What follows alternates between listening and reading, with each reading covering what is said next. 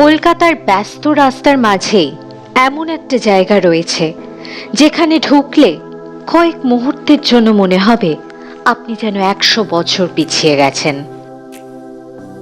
এই জেলের অন্ধকার সেলেই একসময় বন্দী ছিলেন ভারতের স্বাধীনতা আন্দোলনের বহু পরিচিত মুখ। নেতাজি সুভাষচন্দ্র বসু থেকে জওহরলাল নেহেরু, দেশবন্ধু চিত্তরঞ্জন দাস থেকে বিধানচন্দ্র রায়, এই জায়গার সঙ্গে জড়িয়ে রয়েছে তাদের জীবনের গুরুত্বপূর্ণ অধ্যায়। আর আজ সেই জেলই পরিণত হয়েছে একটি মিউজিয়ামে। আজ আমরা ঘুরে দেখব আলিপুর জেল মিউজিয়াম। এর ইতিহাস, পুরনো সেল, ফাঁসির মঞ্চ, জেল প্রেস, নেতাজি সেল এবং এই জায়গার এমন কিছু গল্প যেগুলো হয়তো আপনি আগে জানতেন না। চলুন শুরু করা যাক।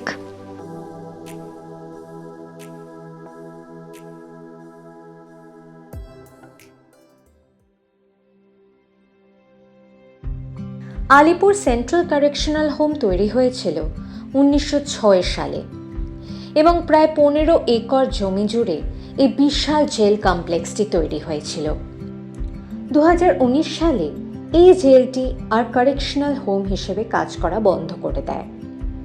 এরপরে ঐতিহাসিক জায়গাটিকে স্বাধীনতা সংগ্রামীদের স্মৃতির উদ্দেশ্যে মিউজিয়াম হিসেবে গড়ে তোলা হয়। এই জেলের সঙ্গে যুক্ত ছিলেন জওহরলাল নেহেরু, দেশবন্ধু চিত্তরঞ্জন দাস, বিধানচন্দ্র রায়, দীনেশ গুপ্ত সহ আরও বহু স্বাধীনতা সংগ্রামী। মিউজিয়ামের বিভিন্ন সেলে আজ তাদের নাম এবং তাদের বন্দি থাকার সময়ের তথ্য দেখতে পাওয়া যায়। নেতাজি এখানে বন্দী ছিলেন 23শে জানুয়ারি 1930 থেকে 23শে সেপ্টেম্বর 1930 পর্যন্ত। অর্থাৎ এই জায়গায় দাঁড়িয়ে আপনি শুধু একটা পুরনো ঘর দেখছেন না, আপনি দাঁড়িয়ে আছেন ভারতের স্বাধীনতা সংগ্রামের একেবারে জীবন্ত ইতিহাসের সামনে।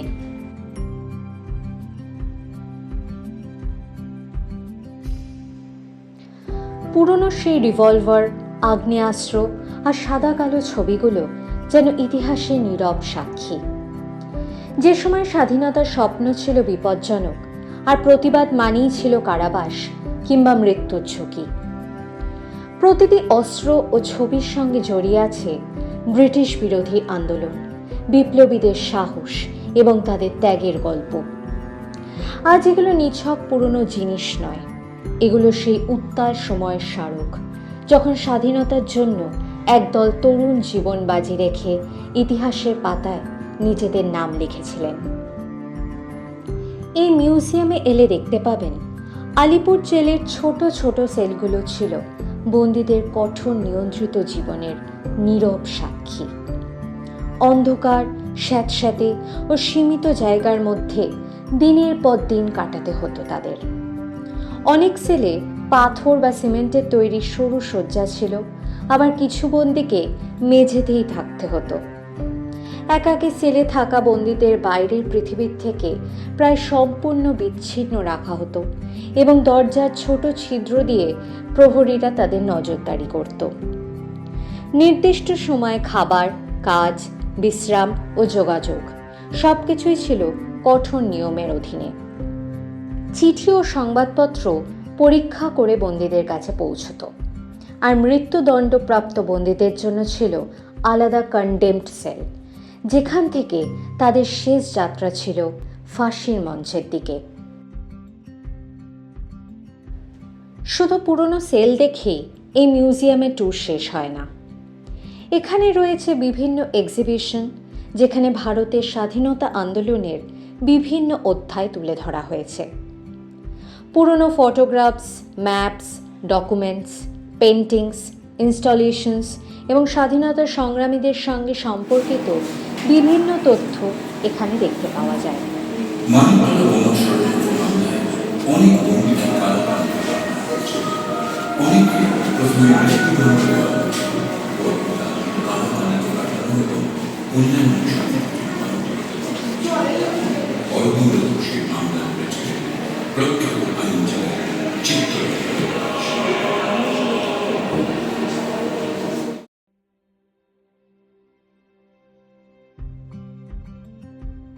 হসপিটাল বিল্ডিংটিকেও এক্সিবিশন স্পেস হিসেবে ব্যবহার করা হয়েছে।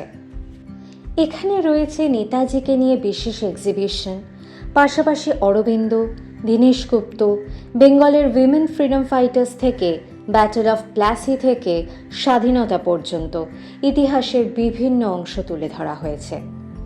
অর্থাৎ হিস্ট্রি যদি আপনার ভালো লাগে তাহলে এখানে অন্তত 1.5 থেকে 2 ঘন্টা সময় নিয়ে আসাই ভালো। এই আলিপুর জেল মিউজিয়াম সোমবার বাদে বাকি সব দিন দুপুর 12টা থেকে সন্ধ্যে 6টা পর্যন্ত খোলা থাকে। টিকিট কাউন্টার বন্ধ হয় 5:30টায়। মিউজিয়াম এন্ট্রি ফি বর্তমানে 30 টাকা। আর যদি আপনার হাতে একটু বেশি সময় থাকে তাহলে অবশ্যই দেখে যেতে পারেন লাইট অ্যান্ড সাউন্ড শো। এই শোতে স্বাধীনতা সংগ্রামীদের জীবন এবং ব্রিটিশ শাসনের বিরুদ্ধে তাদের সংগ্রামের গল্প তুলে ধরা হয়। লাইট অ্যান্ড সাউন্ড শোয়ের টিকিট 100 টাকা।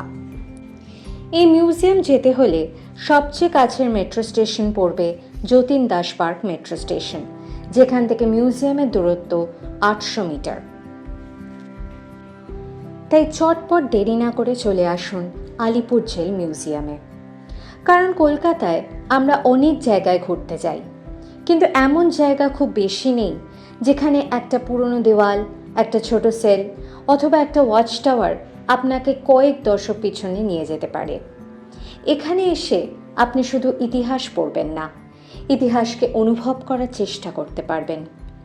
এই জায়গাটা মনে করিয়ে দেয় স্বাধীনতা আমাদের কাছে আজ যতটা স্বাভাবিক মনে হয় সেটার এক সময় একেবারেই স্বাভাবিক ছিল না। কেউ জেলে গিয়েছেন, কেউ নির্যাতন সহ্য করেছেন, কেউ জীবনের শেষ মুহূর্ত পর্যন্ত লড়াই করেছেন। তাদের সেই ত্যাগের স্মৃতি আজও বেঁচে রয়েছে এই লাল ইটের দেওয়ালের মধ্যে। তাই কলকাতায় থাকলে অথবা কলকাতায় ঘুরতে এলে একদিন সময় করে আলিপুর জেল মিউজিয়াম অবশ্যই ঘুরে আসুন।